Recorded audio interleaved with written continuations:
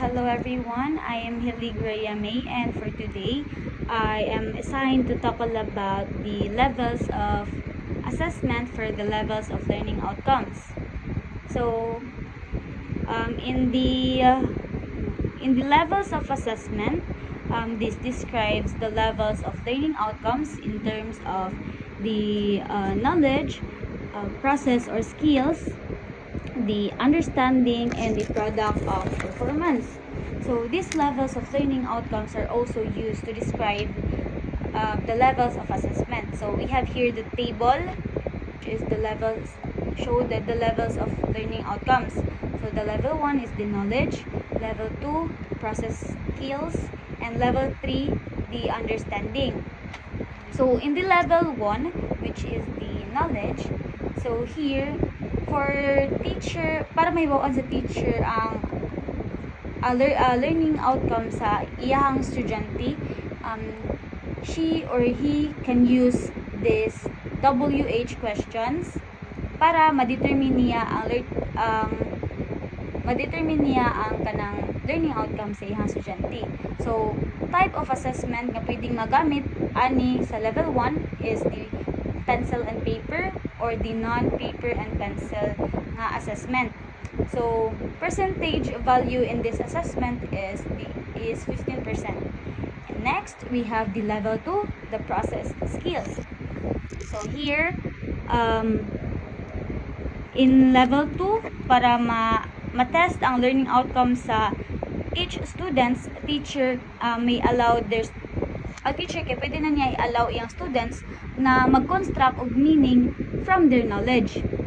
So, the type of assessment nga pwede gamiton is kaning pencil and paper or the non-paper and pencil also. And ang percentage value in assessment is 25%. And lastly, the level 3, the understanding. So, here in this level, no, kanang magamit na ang kanang how students really understand the subject matter you have taught them in terms of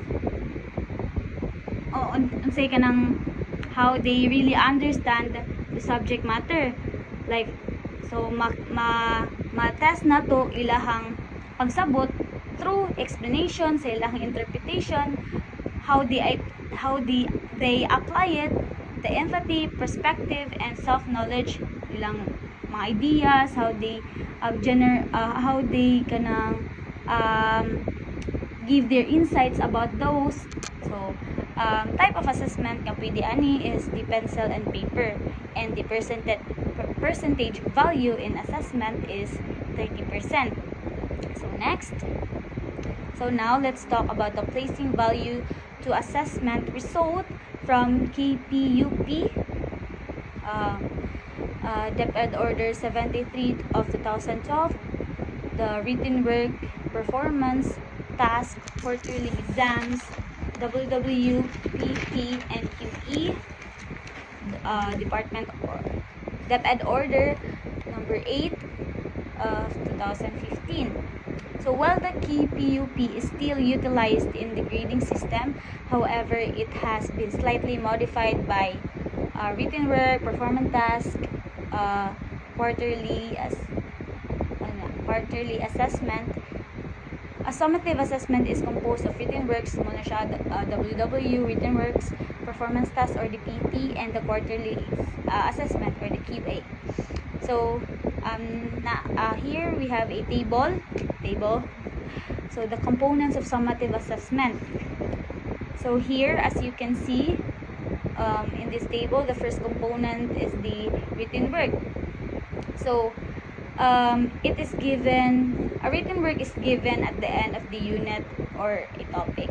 So the purpose of this is to assess the learner's understanding of concepts and application of skills in written form. So they prepare the learners for quarterly assessment. So, and next we have the performance task.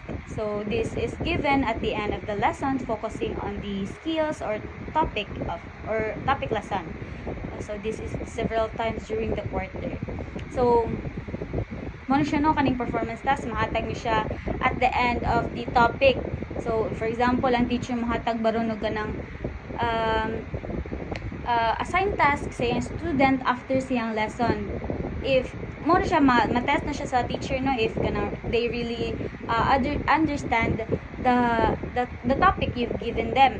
So ano siya, so the purpose of this is to involve students in the learning process individually or in collaboration with teammates over a period of time.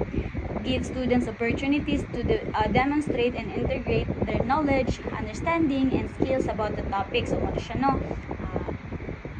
Lesson learned in specific real-life situation by performing and or producing evidence of their learning, and give students the freedom to express their learning in appropriate and diverse way. And lastly, encourage students' inquiry, integration of knowledge, understanding, and skills in various contexts beyond the assessment period. So, and lastly, we have the quarterly assessment. So, this is given once at the end of the quarter. So, muna siya kanang ginabuhat na siya no every quarter. So, muna siya examination every quarter. At the end of the quarter mo siya. So, the purpose of this is to synthesize all the learning skills, concept, and values learned in an entire quarter. So, kita no, nakakuha naman tani, naka-experience na tani from elementary to high school nga every quarter, first quarter and sa first quarter is mag-exam taan na para ma-test atong overall nga learning ana nga quarter.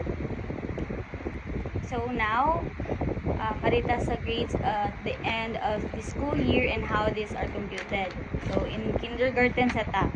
So in kindergarten, no, teacher uses checklist, anecdotal record, and portfolios in giving their grades instead of kanang numerical grades. Kay it is based manggod sa kindergarten nga curriculum guide because kindergarten students are still in their developmental stage. So wherein dili pa dapat kanang magamit dito ang traditional or numerical nga paghatag sa grades sa mga bata.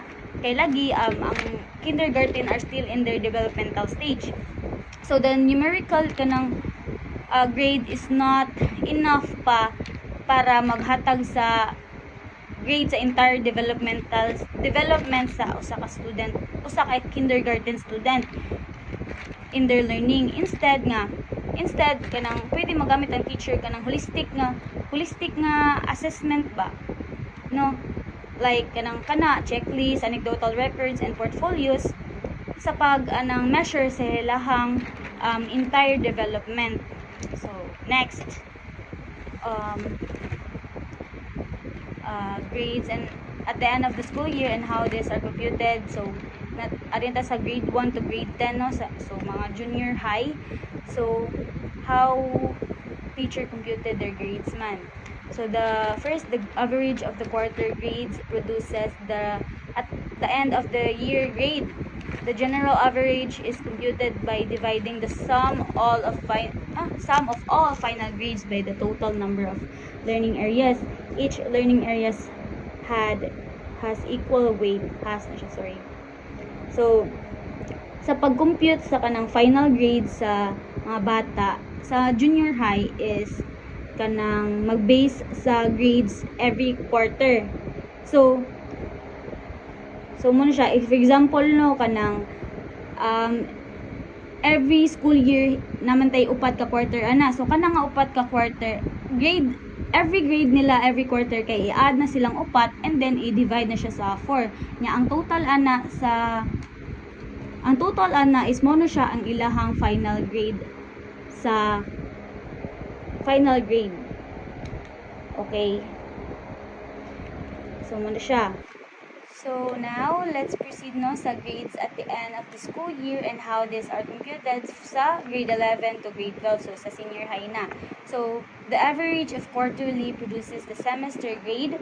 The general average is computed by the sum of all semestral final grades by the total number of learning areas. So, ang kaning senior high, sa pag-compute silang grade is same ra siya sa junior high, but sa senior high is bisemestral. So kanang mura gyapon no kanang sa i-add tanan semestral grade nila, and then i-divide siya if pila ka kanang semester ang naa sa usa ka year, sa usa ka school year. So now natay gisunod no nga grading systems sa DepEd na naka-base na siya sa paghatag og grades sa students. So as you can see, as you can see no kanang the performance task is ang pinakamataas nga kanang percentage sa kaning paghatag sa grades.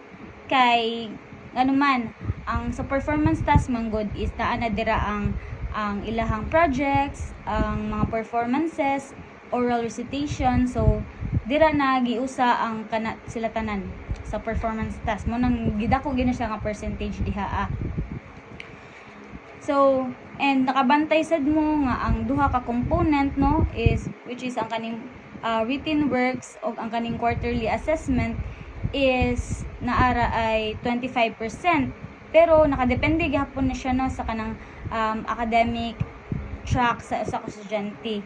Kay naabay sa academic track sa estudyante ba nabay line-line nga subject, na line-line nga majors. So mo na siya, kay depende siya.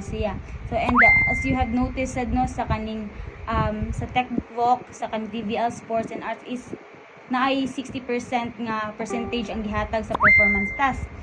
Kay nga no ang performance task manggod sa kaning textbook ay kaning mangong textbook is more on sila sa pag-show sila hang skills, sila kuan mo nang dako gid ilahang kuan dira kaning performance task. So next, we have here reporting summative grades by quarter or semester or end of the year.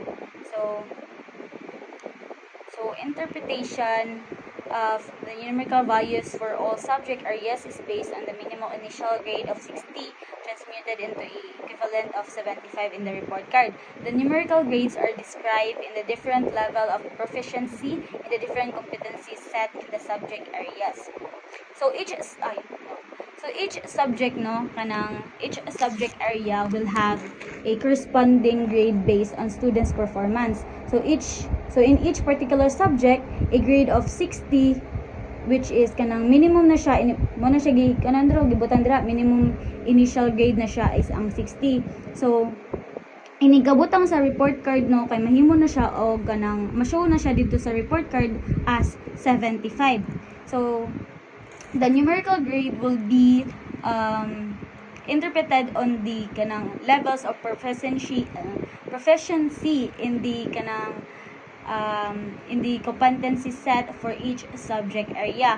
So at the end of the quarter or semester, kanang students' grade will be reported and interpreted according to the guidelines. So this will be kanang give a clear picture of a student's overall performance and level of proficiency in each subject area. So now we have here again a table. So now as you can see sa reporting summative grade by quarter, semester, or at the end of the year is diri nga table is mahibaw-an nimo ang standing sa usa ka student sa ilahang klase. So kung makakuha ang estudyante og below up to 74% is ginatawag na sila as the beginning pa. And if makakuha siya og 75% to 75, mo na siya ginatawag na tong developing pa na sila. And 80% to 84% is approaching proficiency. And if makakuha sila 85% to 89%, and gawin sila gitawag nga proficient.